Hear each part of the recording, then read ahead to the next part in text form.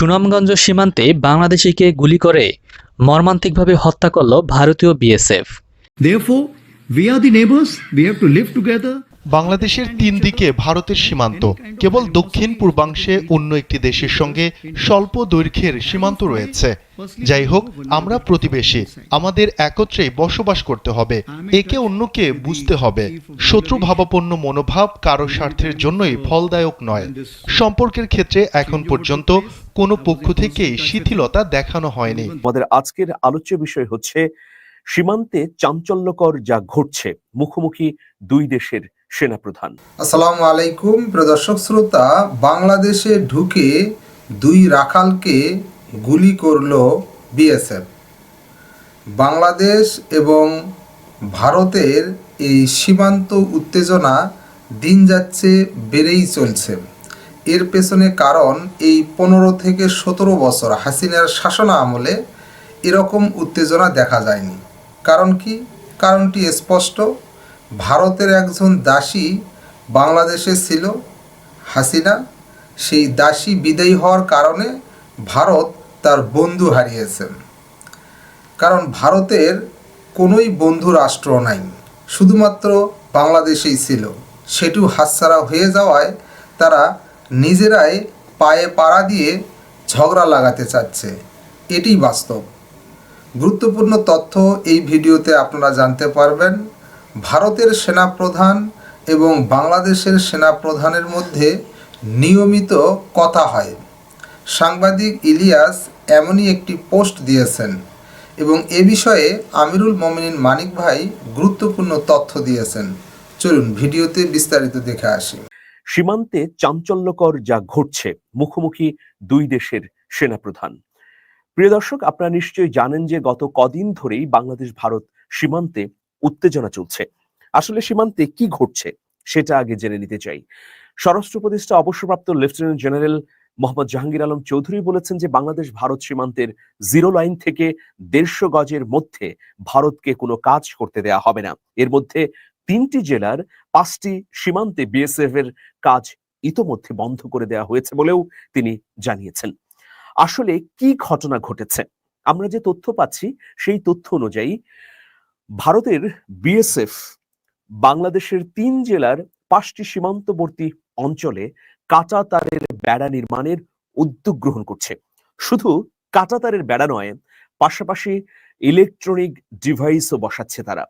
তারা বলছে যে তাদের উদ্দেশ্য হচ্ছে সীমান্তে বাংলাদেশ থেকে যেন কোনো অনুপ্রবেশকারী ভারতে প্রবেশ না করতে পারে। এখন আমরা একটু চোখ বুলাতে চাই যে ভারত বাংলাদেশ সীমান্ত নিয়ে যে নির্দেশনাবলী রয়েছে তাতে কি উল্লেখ আছে। বাংলাদেশ ভারত যুগ্ম সীমান্ত নির্দেশনাবলী 1975 অনুযায়ী উভয় দেশের 0 লাইনের 150 গজের মধ্যে প্রতিরক্ষা সামর্থ্যতা সম্বলিত যে কোনো কাজ সম্পন্নের বিষয়ে সুস্পষ্ট নিষেধাজ্ঞা রয়েছে। এছাড়া 0 লাইন থেকে 150 গজের ভেতরে কোনো উন্নয়নমূলক কাজ করতে হলে একে অপরের সম্মতি নিতে হবে। সম্মতি ছাড়া বিজিবি বলি অথবা বিএসএফ বলি কোনো পক্ষই কাজ করতে পারবে না। কিন্তু বিএসএফ কোনো ধরনের পূর্ব ঘোষণা ছাড়াই বা বিজিবি বিএসএফ এর মধ্যে সমঝোতা ছাড়াই সীমান্তে বেড়া নির্মাণের কাজটি শুরু করে। এরপরেই যত বিপত্তি ঘটতে থাকে। প্রিয় দর্শক, ভারত এবং বাংলাদেশের মধ্যে বিদ্যমান 4156 কিলোমিটার সীমান্তের মধ্যে ইতোমধ্যে 3271 কিলোমিটার সীমান্তে কাঁটা তারের বেড়া দিয়েছে ভারত। বাংলাদেশের পক্ষ থেকে এটি দেয়া হয়নি। সবসময় আপত্তি জানিয়ে এলেও ভারত সীমান্তের বিস্তৃত অঞ্চল জুড়ে কাঁটা তারের বেড়া নির্মাণ করেছে। এখন বাকি আছে 885 কিলোমিটার। এরই বিভিন্ন অংশে স্থাপনা নির্মাণ শুরু করে বিএসএফ। বাংলাদেশের পক্ষে বিজিবি তীব্র আপত্তি জানায় এবং কোথাও কোথাও প্রতিরোধ গড়ে তোলে। এর পরিপ্রেক্ষিতে বিএসএফ সীমান্তে কাঁটা তার এর বেড়া নির্মাণ এর উদ্যোগটি বন্ধ রাখলেও বিভিন্ন জায়গায় এখনো উত্তেজনা অব্যাহত রয়েছে। আমাদের বাংলাদেশের পক্ষ থেকে আসলে আপত্তির মূল কারণ কি? চাঁপাইনবাবগঞ্জ 3 বিঘা করিডোর, নওগাঁর পত্নীতলা এবং লালমনিরহাটের ভারতীয়রা 0 লাইন থেকে 150 গজের মধ্যেই নির্মাণ কাজ শুরু করে, যা উভয় দেশের সমঝোতা অনুযায়ী হওয়ার কথা নয়। আপনারা জানেন যে বাংলাদেশ এবং ভারতের মধ্যে সীমান্ত সংক্রান্ত 4টি সমঝোতা স্মারক রয়েছে।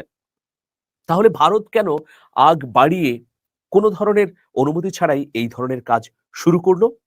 প্রিয় দর্শক, ইতোমধ্যেই ভারত 160টি স্থানে বেড়া তৈরি করেছে, আর 87টি স্থানে ঝামেলা রয়ে গেছে।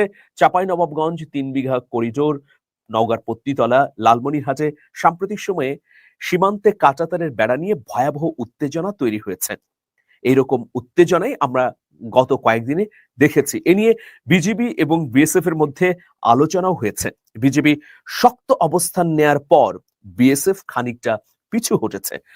যে ভিডিওগুলো ভাইরাল হয়েছে সেখান থেকে আমরা দেখছি যে বিজেপির শক্ত প্রতিবাদের কারণে বিএসএফ এই কাঁটাতারের বেড়া নির্মাণের উদ্যোগটি থামিয়েছে, কিন্তু এখনো বিএসএফ এর পক্ষ থেকে সীমান্তের বিভিন্ন জায়গায় গোপনে গোপনে এই বেড়া নির্মাণ করা হচ্ছে বলে খবর পাওয়া যাচ্ছে। আমরা ভাইরাল ভিডিওতে দেখলাম বিজিবির পাশাপাশি বাংলাদেশের সীমান্তবর্তী অঞ্চলের মানুষও কিন্তু রুখে দাঁড়াবার জন্য ভূমিকা পালন করেছে। প্রিয় দর্শক, সীমান্তে যখন এই ঘটনা ঘটছে তখন বাংলাদেশের সেনাপ্রধান জেনারেল ওয়াকারুজ্জামান একটা বিবৃতি দিয়েছেন। বিবৃতি দিয়ে দুদেশের মধ্যে সম্পর্ক যেন উষ্ণতার দিকে নিয়ে যাওয়া যায় সেই ধরনের উদ্যোগ গ্রহণের জন্য ভারতের প্রতি আহ্বান জানিয়েছেন। এখন আজকে ভারতের সেনাপ্রধানও একটা ব্রিফিং করেছেন। ভারতের সেনাপ্রধান জেনারেল উপেন্দ্র দ্বিবেদী বলেছেন, বাংলাদেশ ভারত সীমান্ত পরিস্থিতি খুব একটা স্বাভাবিক নয়। প্রতিদিনই সেখানে দুই দেশের সীমান্তরক্ষী বাহিনীর মধ্যে উত্তেজনা তৈরি হচ্ছে। তবে আমাদের মনে রাখতে হবে, দিল্লি এবং ঢাকা একে অপরের প্রতিবেশী। দুই দেশই একে অপরের জন্য কৌশলগত কারণে খুবই গুরুত্বপূর্ণ। সেই পরিস্থিতিতে কোনো বৈরিতা প্রদর্শন করা হলে তাতে কোনো পক্ষেরই লাভ হবে না।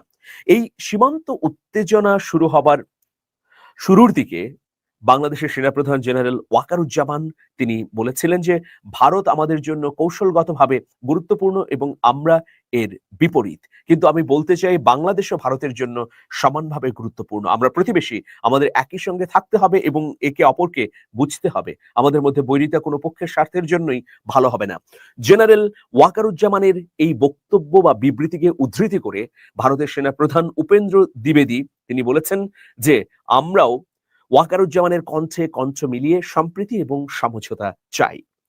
ভারতীয় সেনাপ্রধানের যে ব্রিফিংটি আজকে হয়েছে সেখান থেকে চমকপ্রদ একটা তথ্যও বেরিয়ে এসেছে। কারণ আপনারা জানেন, 5ই আগস্ট গণ অভ্যুত্থানের পর ভারত এবং বাংলাদেশের মধ্যে সম্পর্ক চরম শীতলতার দিকে যায়। আমরা তো আসলে জানতামই না যে ভারতের সেনাবাহিনী এবং বাংলাদেশের সেনাবাহিনীর মধ্যে নিয়মিতই যোগাযোগ হচ্ছে। যাই হোক, ভারতীয় সেনাপ্রধান উপেন্দ্র দ্বিবেদী তিনি বলেছেন যে বাংলাদেশে যখন রাজনৈতিক পট পরিবর্তন হয় তখনও প্রতিবেশী দেশের সেনাপ্রধানের সঙ্গে আমার নিয়মিত যোগাযোগ ছিল। ভিডিও কনফারেন্সের মাধ্যমেও কথা হয়েছিল। বাংলাদেশে ক্ষমতার পট পরিবর্তন হলেও সামরিক ক্ষেত্রে দুপক্ষের মধ্যে যে সমন্বয় ছিল তা সেরকমই আছে। তবে সাম্প্রতিক সময়ে সীমান্তে উত্তেজনায় বলি আর 5ই আগস্ট গণ অভ্যুত্থানের পরের ঘটনায় বলি, ভারত এবং বাংলাদেশের মধ্যে নানাবিধ কার্যক্রম স্থগিত রয়েছে। যেমন ভারতের কয়েকটি আমন্ত্রণ ইতোমধ্যে বয়কট করেছে বাংলাদেশ। পাশাপাশি ভারতের সঙ্গে বাংলাদেশের যে সমঝোতা বৈঠকগুলো অনুষ্ঠিত হবার কথা ছিল সেটিও স্থগিত হয়ে গেছে। এবং আপনারা জানেন যে ভিসা প্রক্রিয়া জটিল থেকে জটিলতর হয়েছে দু দেশের মধ্যে।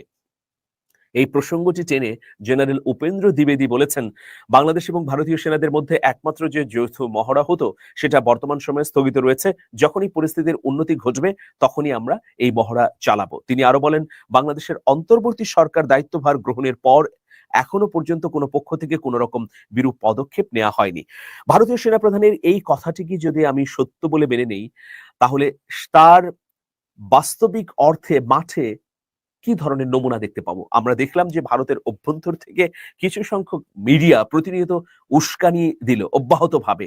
শুধু তাই নয়, ত্রিপুরায় বাংলাদেশের হাই কমিশনে হামলা করা হলো, কলকাতায়ও বাংলাদেশের উপ হাই কমিশনে হামলা হলো। প্রিয় দর্শক, কিন্তু এর প্রতিক্রিয়ায় বাংলাদেশে কিন্তু ভারতীয় দূতাবাসে কোনো ধরনের হামলা বা অস্থিতিশীল পরিস্থিতির উদ্ভব হয়নি।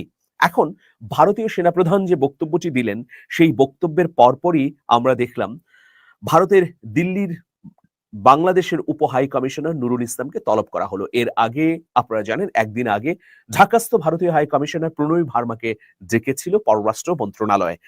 সেই তলবের পর পররাষ্ট্র মন্ত্রণালয়ের পক্ষ থেকে বাংলাদেশকে না জানিয়ে কেন সীমান্তে কাঁটাতারের বেড়া নির্মাণ করা হচ্ছে সেই বিষয়ে সুস্পষ্ট জবাব চাওয়া হয়।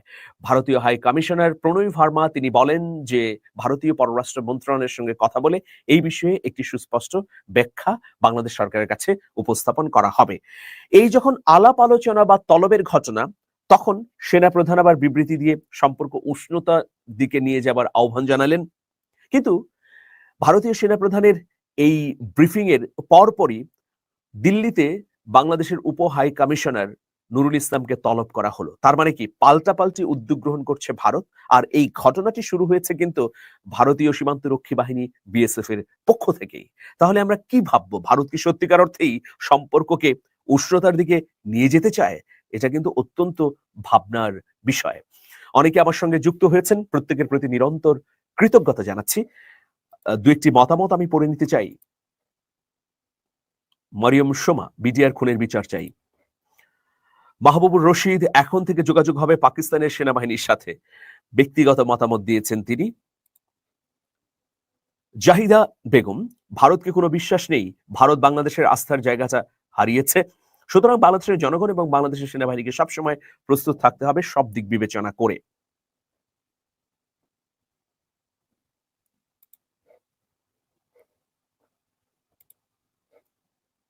চন্দি মার্জিয়া, চাঁদনি মার্জিয়া, তিনি বলেছেন সবার আগে সত্য এবং তথ্য সমৃদ্ধ খবর পরিবেশনের জন্য আন্তরিক কৃতজ্ঞতা এবং ধন্যবাদ। অনেক অনেক কৃতজ্ঞতা আপনাদের প্রতিও।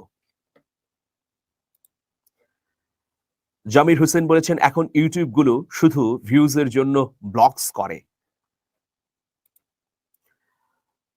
আসাদুজ্জামান অনেক বলেছেন উপদেষ্টাদের সংস্কার না করলে বিজেপি হত্যার বিচার হবে না, উপদেষ্টাদের সংস্কার করার জোর দাবি জানাচ্ছে। অনেক অনেক কৃতজ্ঞতা যারা এই মুহূর্তে আমার সঙ্গে যুক্ত হয়েছেন। কাশেম মিয়া তিনি একটি কমেন্ট করেছেন, ভারত বলছে তারা তাদের সীমানায় বেড়া নির্মাণ করছে, আমাদের দেশের মানুষ বাধা দিচ্ছে কেন? আইন মেনে কাজ করলে সমস্যা নাই, আইনি বিষয়ে তারা কি বলে? আইনে সুস্পষ্ট ভাবে আছে যে শূন্য রেখার 150 গজের মধ্যে কোনো দেশই বেড়া নির্মাণ করতে পারবে না, পাশাপাশি কোনো উদ্যোগ গ্রহণ করতে পারবে না। যদি উদ্যোগ গ্রহণ করতেই হয় তাহলে দুদেশকে ঐক্যমত্যে আসতে হবে। সেই বিধানটাই লঙ্ঘন করেছে ভারতীয় সীমান্তরক্ষী বাহিনী বিএসএফ। যদি এই 150 গজের বাইরে তারা কোনো কিছু নির্মাণ করে, স্থাপনা তৈরি করে অথবা কোনো কিছু স্থাপন করে, তাতে তো বাংলাদেশের কোনো আপত্তি নেই। কিন্তু বাংলাদেশের আপত্তি হচ্ছে 1975 সালে ভারত বাংলাদেশ সীমান্ত নির্দেশনাবলী যে আছে সেটার আসলে লঙ্ঘন করছে ভারত। ইতিমধ্যে 160টি জায়গায় তারা বেড়া নির্মাণ করেছে। প্রিয় দর্শক, আপনারা জানেন যে এখনো কিছু অংশ, আমি যে তথ্যটি বলেছি যে বেড়ার আওতামুক্ত রয়েছে এবং অনেক জায়গায় নদী রয়েছে, সেই জায়গাগুলোতে ইলেকট্রনিক ডিভাইস স্থাপনেরও উদ্যোগ গ্রহণ করেছে ভারত। এটা অবশ্যই আমাদের জন্য অ্যালার্মিং। এই বিষয়েই আসলে বাংলাদেশ প্রতিনিয়ত উদ্বেগ জানাচ্ছে এবং এসব কারণেই সীমান্তে উত্তেজনা তৈরি হয়েছে। আমি ছোট্ট একটি উদাহরণ দিচ্ছি যে এই মুহূর্তে মানে উত্তরাধুনিক সময়ে ক্ষুদ্র রাষ্ট্র আর বৃহৎ রাষ্ট্র এই ধরনের বিবেচনা কখনোই কাজে আসে না। আপনারা জানেন যে সৌদি আরবের সঙ্গে কাতারের দীর্ঘদিনের বৈরিতা ছিল। সৌদি আরব বৃহৎ আয়তনের একটি রাষ্ট্র আর কাতার অত্যন্ত ক্ষুদ্র এবং ছোট্ট একটি রাষ্ট্র। কিন্তু কাতার দীর্ঘ সময় ধরে সৌদি আরবের নীতির বাইরে থেকে কি দুঃসাহস দেখিয়েছে, নতিজা দেখিয়েছে। সারা বিশ্ব অবাক হয়েছে কাতারের এই অগ্রগতি এবং উন্নয়ন দেখে। ইদানিংকালে সৌদি আরব এবং কাতারের সম্পর্ক উষ্ণতার দিকে যাচ্ছে। কিন্তু আমরা যদি গত 5 বছর আগেও তাকাই তাহলে দেখব কাতার এবং সৌদি আরবের মধ্যে সাপে নেউলে সম্পর্ক ছিল। সুতরাং বাংলাদেশ কত বড়, আয়তনের দিকে এর সীমা পরিসীমা কতটুকু সেদিকে না ভেবে বাংলাদেশকে একটি স্বাধীন সার্বভৌম রাষ্ট্র হিসেবে যদি ভারত সত্যিকার অর্থেই মনে করে তাহলে সম্পর্ককে উষ্ণতার দিকে নিয়ে যাবার জন্য সমঝোতা এবং সৌহার্দ্যের পন্থাই অবলম্বন করবে বৃহৎ এই দেশটি। তারা ক্ষুদ্র হৃদয়ের পরিচয় দেবে না। সবাই ভালো থাকবেন, সবার জন্য শুভেচ্ছা নিরন্তর। দর্শক শ্রোতা, এই বিষয়ে আপনার মতামত চাচ্ছি। কমেন্ট বক্স আপনার, লিখতে পারেন কমেন্ট বক্সে আপনার মতামত। নিজে ভারত নিজের দেশকে কন্ট্রোল করতে পারে না, সেখানে সংখ্যালঘু মুসলমান সম্প্রদায় তাদের উপর নিপীড়ন নির্যাতন করতেছে, মসজিদ ভেঙে মন্দির বানাচ্ছে, অথচ বাংলাদেশে হিন্দু সম্প্রদায়ের লোকেরা নাকি নির্যাতিত হচ্ছে। অথচ হিন্দু সম্প্রদায়ের লোকেরাই রিপাবলিক বাংলায় তারা বলতেছে যে আমরা বাংলাদেশে খুব শান্তিতে আছি, হাসিনার সময়ে অশান্তিতে ছিলাম, এখন আমরা খুব ভালো আছি। তারপরও তারা বাংলাদেশকে নিয়ে বিভিন্ন ধরনের কুটচাল চালিয়ে যাচ্ছে পশ্চিমবঙ্গের মিডিয়াগুলো। এ বিষয়ে মন্তব্য চাচ্ছি লিখবেন। আজকে এই পর্যন্তই। আল্লাহ হাফেজ।